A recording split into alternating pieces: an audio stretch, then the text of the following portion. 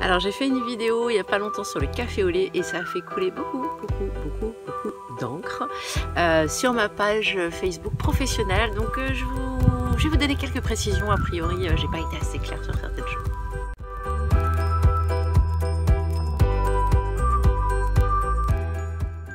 Alors je suis aujourd'hui devant un pied de chéri molle.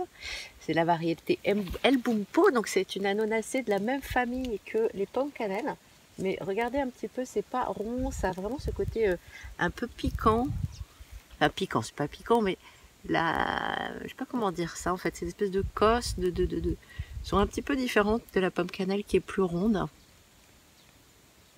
C'est très fin au niveau du goût, je trouve que c'est plus fin même que la pomme cannelle, même si on a des variétés qui sont absolument splendides et délicieuses ici. C'est vraiment un fruit qui est assez sympa. Bienvenue sur ma chaîne Nature Audrey, je suis Audrey, naturopathe en exercice depuis 2008 en Calédonie. Donc je fais un partout sur le café au lait, parce que j'ai eu beaucoup de personnes qui m'ont dit non mais moi je bois du café au lait depuis que je suis petite, j'ai 65 ans, je suis en pleine forme, mes parents ont consommé du café au lait jusqu'à leurs 95 ans et il n'y a eu jamais eu de problème.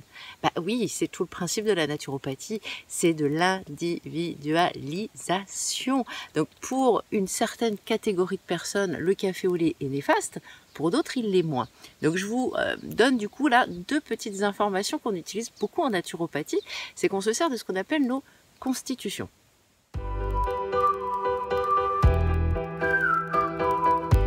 Donc en naturopathie, on utilise un outil de reconnaissance, si vous voulez, de la personne, qui sont donc les constitutions. On en a deux principales. La première, c'est les sanguinopléthoriques. Donc on les reconnaît, c'est des gens qui sont plutôt assez denses au niveau du squelette, qui ont tendance à l'embonpoint assez facilement, qui ont souvent chaud. C'est pas des gens qui sont frileux, c'est des bons vivants qui vont bien manger, avoir tendance à brûler un peu la chandelle par les deux bouts. Donc eux, ils peuvent manger tout, n'importe quoi. Alors le café au lait, c'est rigolade pour eux, il n'y a aucun souci. C'est des gens qui vont bien manger, voilà, manger de la viande, avoir une beaucoup de fourchettes, être plutôt généreux au niveau de sa forme alimentaire. Donc ça, c'est leur puissance digestive. Ils n'ont aucun souci digestif avec les laitages, les surcharges de viande. Ce qui est leur puissance digestive peut aussi à long cours devenir leur fragilité. C'est chez ces personnes-là qu'on va retrouver plus fréquemment tout ce qui va être problématique cardiovasculaire, notamment les infarctus, les problèmes cardiovasculaires, l'hypertension, un épaississement sanguin et puis tous les risques qui vont être liés à une prise de poids.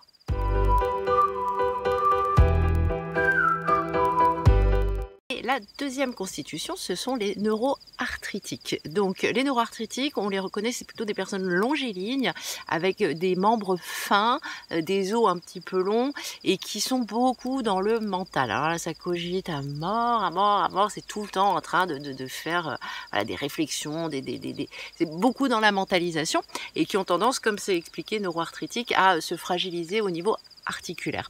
Donc ces personnes-là qui sont beaucoup dans le mental, alors eux, ils ont un tout petit digestif, hein, donc le moindre excès, le moindre écart, c'est assez... tout de suite, le corps tire la signal d'alarme assez rapidement. Donc le café au lait pour eux généralement, eh ben, c'est pas super. Mais il y a d'autres choses aussi qui sont pas extraordinaires pour eux. Donc les neuroarthritiques, leur puissance c'est leur mental, mais ça devient dans le temps aussi leur fragilité. Ces personnes qui ont une puissance mentale importante vont être souvent des gens qui vont basculer dans des états de déprime, de dépression ou de fragilité neuronale, c'est-à-dire des insomnies, voilà, une hyper-angoisse ou une hyper-anxiété.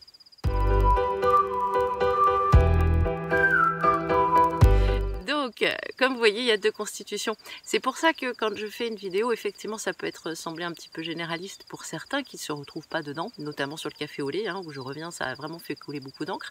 Donc j'espère avoir éclairci un petit peu plus les personnes qui ne comprenaient pas en fait cette problématique du café au lait. Voilà, c'est toujours pareil, c'est de l'individualisation, la naturopathie. Je donne des grandes généralités. Là, en fait, dans le café au lait, je vous avais expliqué le phénomène biochimique qui se passe au niveau de l'estomac. Et pourquoi, pour beaucoup de personnes, c'est assez néfaste. J'espère avoir éclairé un petit peu le regard que vous aviez peut-être sur la naturopathie et un petit peu faussé avec cette vidéo. J'espère que ce soit un peu plus clair pour vous. Je vous remercie de m'avoir suivi. Si cette vidéo vous a plu, n'hésitez pas à la partager. Un petit petit pouce bleu, ça fait toujours plaisir. Si vous souhaitez vous abonner, vous cliquez sur s'abonner. Vous activez la petite cloche pour recevoir les notifications dès qu'une nouvelle vidéo arrive. Et moi, je vous embrasse bien naturellement.